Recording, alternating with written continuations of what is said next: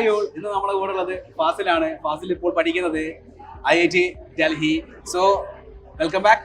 So നമ്മുടെ സൈലത്തിലെ ഈ പ്രത്യേകത എന്താ വെച്ചിട്ടുണ്ടെങ്കിൽ സൈലത്തിലെ ധീര സ്റ്റുഡന്റ് ആണ്. അതായത് ഓൺലൈൻ റിപ്പീറ്റർ ആയിട്ടാണ് നമ്മുടെ ഫാസിൽ പഠിച്ചത്. So I am very happy. കാരണം ഓൺലൈനിൽ പഠിപ്പിക്കുന്ന സമയത്ത് ഓൺലൈനിൽ നിന്നുകൊണ്ട് എനിക്ക് നമ്മളെ ഇപ്പോൾ പഠിച്ചുകൊണ്ടിരിക്കുന്ന ഓൺലൈൻ കുട്ടികൾക്ക് ഫാസിലിന്റെ ഓരോ ഐഡിയാസും ഭയങ്കര യൂസ്ഫുൾ ആയിരിക്കും എന്ന് ഞാൻ പ്രതീക്ഷിക്കുന്നു.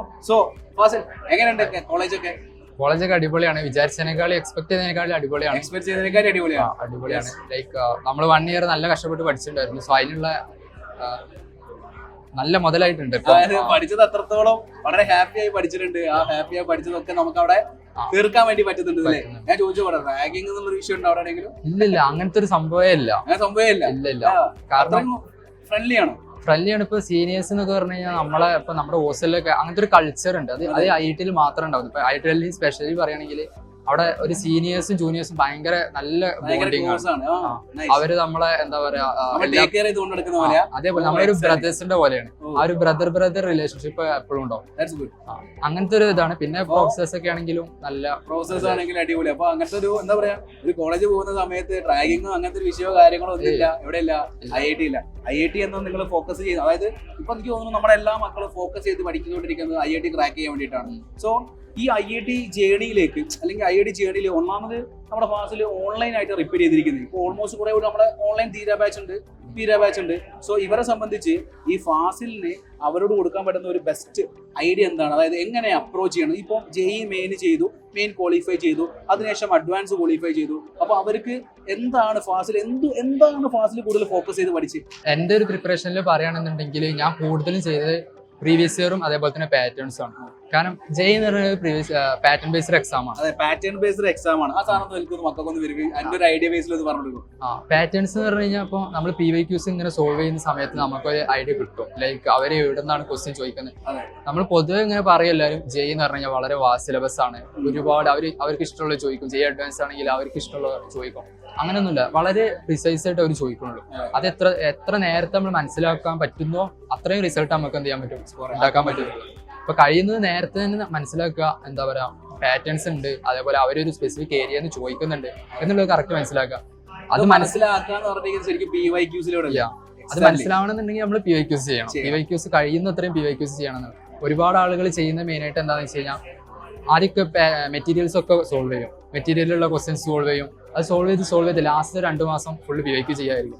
പക്ഷെ അതിനേക്കാളൊക്കെ ബെറ്റർ എന്ന് പറഞ്ഞു കഴിഞ്ഞാൽ ഒരു ചാപ്റ്റർ കഴിഞ്ഞാൽ ഇപ്പം ഓൺലൈനിൽ ഇപ്പൊ നമ്മുടെ ക്ലാസ്സിന്റെ ഇടയിൽ തന്നെ ഒരുപാട് PYQs ഓൾറെഡി കവർ ചെയ്തിരിക്കുന്നത്. PYQs തന്നെയാണ് കൂടുതൽ ഫോക്കസ് ആയിട്ട് പഠിപ്പിക്കുന്നത്. കാരണം സൈലത്തിന് വ്യക്തമായിട്ട് അറിയാം PYQs ആണ്, പാറ്റേൺ അങ്ങനെയാണെന്നുള്ള ചോദ്യങ്ങൾ കുട്ടികൾ ഇപ്പൊ സ്റ്റിൽ നമ്മൾ ക്ലാസ് എടുത്തുകൊണ്ടിരിക്കുന്ന സമയത്ത് കുട്ടികൾ എക്സ്പെക്ട് ചെയ്യും. അപ്പോൾ JEE മെയിൻ ചെയ്യുന്ന സമയത്ത് അവർ ചോദിക്കുന്ന ഒരു സാധനം എന്താ വെച്ചിട്ടുണ്ടെങ്കിൽ, സാർ അഡ്വാൻസിന്റെ ക്വസ്റ്റ്യൻസ് ചെയ്യിപ്പിക്കും, സാർ അഡ്വാൻസിന്റെ ക്വസ്റ്റ്യൻസ് ചെയ്യിപ്പിക്കുന്നത്. JEE മെയിൻ ക്വാളിഫൈ ചെയ്തതിന് ശേഷമല്ലേ നമ്മൾ അഡ്വാൻസിന് വേണ്ടിയിട്ട് നോക്കുന്നത്? അതെ, കാരണം ഞാനും അതേപോലെ തന്നെ ഞാനൊരു മിസ്റ്റേക്ക് ചെയ്തിട്ടുണ്ടായിരുന്നു. ഞാനിപ്പോ റിപ്പീറ്റ് ചെയ്തിട്ടുണ്ടായിരുന്നു. റിപ്പീറ്റ് ചെയ്യുന്ന എല്ലാവരുടെയും ഒരു ഡ്രീം ആയിരിക്കും JEE അഡ്വാൻസ് എന്ന് പറയുന്നത്. അപ്പൊ എല്ലാവരും ചെയ്യാന്ന് വെച്ചാൽ സ്റ്റാർട്ടിങ്ങിൽ നിന്ന് പിന്നെ JEE അഡ്വാൻസ് പ്രിപ്പയർ ചെയ്യാം. ഒരു വർഷം ഫുള്ള് JEE അഡ്വാൻസിന് പ്രിപ്പയർ ചെയ്ത് കഴിഞ്ഞാൽ JEE അഡ്വാൻസ് ഈസി ആയിട്ട് ക്ലിയർ ചെയ്യാൻ പറ്റും എന്ന് വിചാരിക്കും. പക്ഷേ അത് ഞാൻ ചെയ്തൊരു മിസ്റ്റേക്ക് ആയിരുന്നു. ഞാൻ ഫസ്റ്റ് ഒരു 3 മന്ത്സോളം ഞാൻ JEE അഡ്വാൻസിന്റെ ക്വസ്റ്റ്യൻ സോൾവ് ചെയ്തു. പിന്നെ അതിന് ശേഷം പിന്നെ എന്ത് ചെയ്തു, JEE മെയിൻസ് ആയി. ഇപ്പം ജനുവരിയിലുള്ള സെഷൻ ആയപ്പോൾ ഞാൻ പിന്നെയും JEE മെയിൻസിന്റെ ക്വസ്റ്റ്യൻ സോൾവ് ചെയ്യാണ്. അപ്പൊ പിന്നെ ആദ്യത്തെ ഒരു ട്രാക്ക് പോയി. അപ്പൊ പിന്നെ അതുകൊണ്ട് പ്രത്യേകിച്ച് ഒരു ഉപകാരം ഉണ്ടായില്ല. പിന്നെ ആ ഒരു JEE മെയിൻസ് ഫസ്റ്റ് സെഷൻ കഴിഞ്ഞിട്ട് പിന്നെ ഞാൻ വേറൊരു പ്രിപ്പറേഷൻ JEE അഡ്വാൻസിന് വേണ്ടി സ്പെഷ്യലി ചെയ്യേണ്ടി വന്നു. അപ്പൊ ആദ്യം നമ്മള് നേരത്തെ ഇങ്ങനെ JEE അഡ്വാൻസിന് പ്രിപ്പയർ ചെയ്തുകൊണ്ട് പ്രത്യേകിച്ച് വല്ല ഉപകാരം ഉണ്ടാവില്ല. +1 +2 ഇന്റഗ്രേറ്റഡിന്റെ കൂടെ ചെയ്യുന്ന മക്കളുണ്ട്. അതൊരു പോസിറ്റീവ് ആണ്. എന്നാലും ഇപ്പൊ റിപ്പീറ്റ് ചെയ്തുകൊണ്ടിരിക്കുന്ന ഇപ്പൊ ഇനി തുടങ്ങിയാൽ എന്ത് സംഭവിക്കും? അതായത് ഇനി മര്യാദയ്ക്ക് പഠിച്ചാൽ, ഇനിയുള്ള ദിവസങ്ങൾ പ്രോപ്പർ ആയിട്ട് ചെയ്താൽ കിട്ടുമെന്ന് ആഗ്രഹിക്കുന്നവർക്ക് ഏറ്റവും ബെസ്റ്റ് എന്ന് പറഞ്ഞിരിക്കുന്നത് PYQ ആണ്. ഒരു ചാപ്റ്ററിന്റെ മെയിൻ PYQ കാര്യങ്ങൾ എന്ത് ചെയ്യുക, ഫോക്കസ്ഡ് ആയിട്ട് തന്നെ പഠിക്കുക. ദെൻ ഈ എക്സാം ഹോളിൽ കയറുന്ന സമയത്ത് മെജോറിറ്റി ആളുകൾ പറയുന്ന ഒരു സാധനമാണ് എന്ത്, സാർ ടെൻഷൻ. സോ ഫാസിലിന് ടെൻഷനെ പറ്റി എന്താ പറയാനുള്ളത്? എനിക്ക് പറയാനുള്ളത് എന്താണെന്ന് വെച്ച് കഴിഞ്ഞാൽ ഇപ്പൊ GAB ഉണ്ടായിരുന്നല്ലോ. അതെ, GAB എന്ന് പറഞ്ഞു കഴിഞ്ഞാൽ നമ്മള് മസ്റ്റ് അറ്റൻഡ് ചെയ്യേണ്ട സംഭവം. JEE CBT മോഡൽ എക്സാം എങ്ങനെയാണ് നടക്കുന്നത്, ആ മോഡൽ തന്നെയാണ് എക്സാം. ഓഫ്ലൈനിൽ നമുക്ക് ഒരു എക്സ്പീരിയൻസ് കിട്ടും. 2-3 എന്താ പറയുക മോക്ക് ടെസ്റ്റ് നമുക്ക് GAB എഴുതാനുള്ള ഒരു അവസരം കിട്ടും. ഞാൻ എല്ലാ GAB ഓൾമോസ്റ്റ് ചെയ്തിട്ടുണ്ടായിരുന്നു. അപ്പൊ നമുക്ക് ഒരു GAB മിസ് ആക്കിയിട്ടില്ല. ഇല്ലല്ല. അപ്പൊ നമുക്കൊരു എക്സ്പീരിയൻസ് കിട്ടും. ഒരു ഓഫ്ലൈൻ എക്സാം സെന്ററിന്റെ ഒരു ആംബിയൻസ് എങ്ങനെയാണ്. ഇപ്പൊ ഓൺലൈനിൽ പഠിക്കുന്ന എല്ലാവരുടെയും ഒരു പ്രോബ്ലം എന്താണെന്ന് വെച്ച് കഴിഞ്ഞാൽ അവർക്ക് ഓഫ്ലൈനിൽ ആ എക്സാം എഴുതാനുള്ള ഒരു ഇത് കിട്ടൂല. അതെ. അത് GAB-ലൂടെ എന്ത് ചെയ്തിട്ടുണ്ട്, GAB-ലൂടെ തന്നെ സൈൽ എന്ത് ചെയ്യുന്നുണ്ട്, ഓഫ്ലൈനിൽ നിങ്ങൾക്ക് മോക്ക് എഴുതി അതൊന്നും നിങ്ങളെ പ്രാക്ടീസ് ആക്കാൻ ആ ഒരു ടെൻഷൻ ഫിയർ ഒഴിവാക്കാൻ വേണ്ടിയിട്ട് സൈൽ എന്ത് ചെയ്യുന്നുണ്ട്, GAB പ്രോപ്പറായിട്ട് കൺവേ ചെയ്ത് നടത്തുന്നുണ്ട്. യെസ്.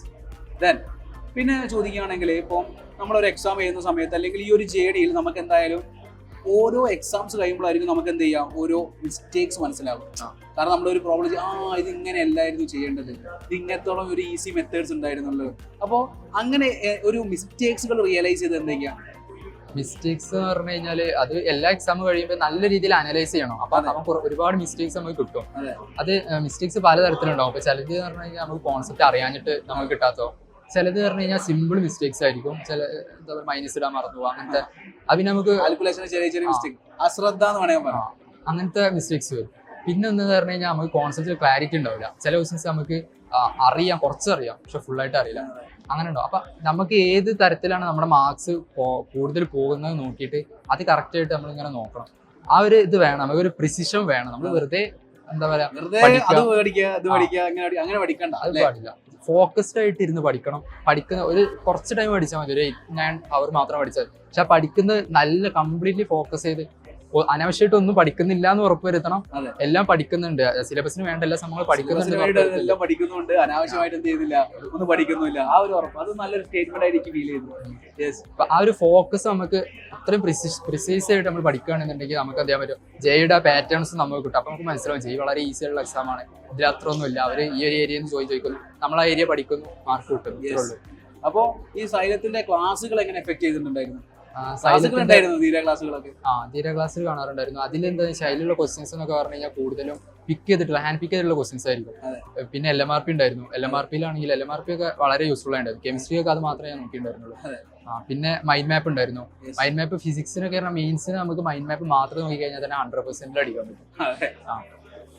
അഡ്വാൻസിന് പിന്നെ കഴിയില്ല, ബട്ട് മെയിൻസിന് കഴിയും. അപ്പം അങ്ങനത്തെ റിസോഴ്സ് ഒക്കെ നമ്മൾ എന്ത് ചെയ്യുക, മാക്സിമം പഠിക്കുക, മാക്സിമം യൂസ് ചെയ്യുക. മൈൻഡ് മാപ്സ്, GABs പ്രോപ്പർ ആയിട്ട് ഇങ്ങനത്തെ കാര്യങ്ങളൊക്കെ ഒന്ന് എന്ത് ചെയ്യുക, ഒന്ന് ട്രസ്റ്റ് ചെയ്തിട്ട് ഫസ്റ്റ് ഓഫ് ഓൾ എന്ത് ചെയ്യുക, ഈ ഒരു സാധനം ചെയ്യണമെങ്കിൽ നമുക്ക് എന്ത് വേണം, സെൽഫ് ആയിട്ട് ഒരു കോൺഫിഡൻസ് വേണം. സോ ഈ സെൽഫ് കോൺഫിഡൻസ് എങ്ങനെ ബിൽഡ് ചെയ്തെടുത്ത് നമുക്കിപ്പോ എന്താ പറയാ, ക്വസ്റ്റ്യൻസ് സോൾവ് ചെയ്യുമ്പോൾ തന്നെ നമുക്ക് മനസ്സിലാവും ലൈക്ക് നമുക്കൊരു പറ്റിയൊരു സംഭവമാണ്.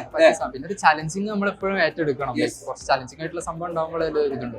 ലൈഫ് കളർഫുൾ ആവാ, അങ്ങനെയല്ലോ ചലഞ്ചിങ് ആയിട്ടൊന്നും ഇല്ലെങ്കിൽ ലൈഫ് എങ്ങനെ കളർഫുൾ ആവാ. ജെയ് എന്ന് പറഞ്ഞാൽ അത്രയും കോമ്പറ്റീറ്റീവ് എക്സാം ആണ്, ഒരുപാട് ആൾക്കാർ എഴുതുന്ന എക്സാം ആണ്, ഒരുപാട് പേര് കുറെ നേരത്തെ തന്നെ 6ാം ക്ലാസ് 7ാം ക്ലാസ് മുതലേ തന്നെ പ്രിപ്പയർ ചെയ്യുന്ന എക്സാം ആണ്.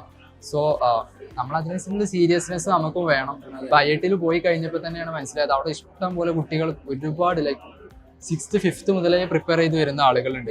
സോ അവരൊക്കെ എന്ന് പറഞ്ഞു കഴിഞ്ഞാൽ അവരിപ്പോ IIT-യുടെ സിലബസ് തന്നെ ഫുൾ കവർ, ലൈക്ക് IIT-യിൽ ഫസ്റ്റ് സെമസ്റ്ററിൽ പഠിക്കാനുള്ള സിലബസ് തന്നെ ഓൾറെഡി ജെയ്ക്ക് വേണ്ടി കവർ ചെയ്ത് വരുന്ന ആളുകളുണ്ട്.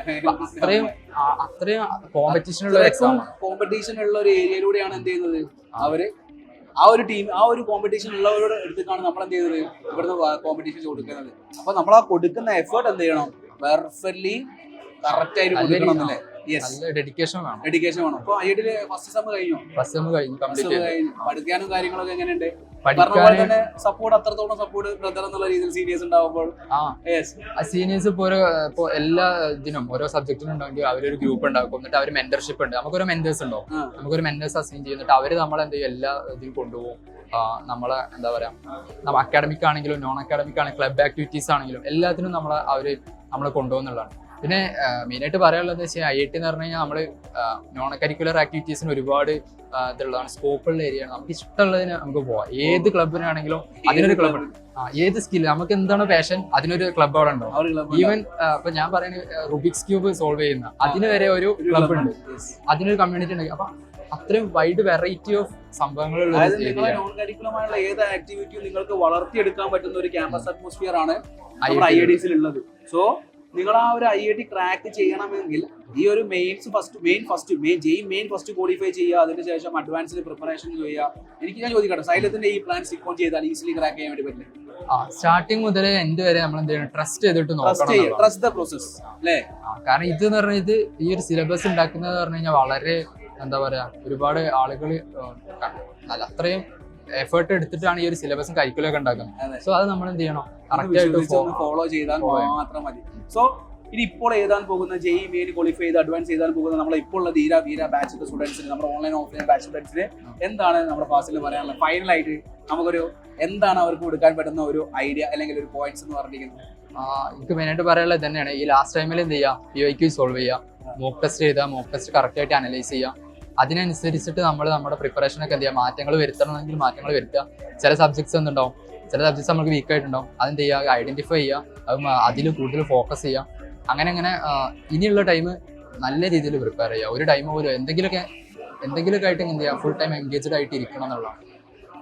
അല്ല അടിപൊളിയായിട്ട് പ്രിപ്പയർ ചെയ്യാം. സോ ഗൈസ്, നമ്മുടെ ഫാസിൽ പറഞ്ഞ കാര്യങ്ങളൊക്കെ നിങ്ങൾ അനലൈസ് ചെയ്തല്ലോ. സോ IIT ക്രാക്ക് ചെയ്തുകൊണ്ട് ഫാസിൽ പറയുന്ന ഈ പോയിന്റ്സ് എന്ത് ചെയ്യുക, മനസ്സിൽ ഉറപ്പ് വരുത്തുക, നല്ല അടിപൊളിയായിട്ട് എന്ത് ചെയ്യുക, പ്രിപ്പറേഷൻ സ്ട്രോങ് ആക്കുക. So all the very best guys, by.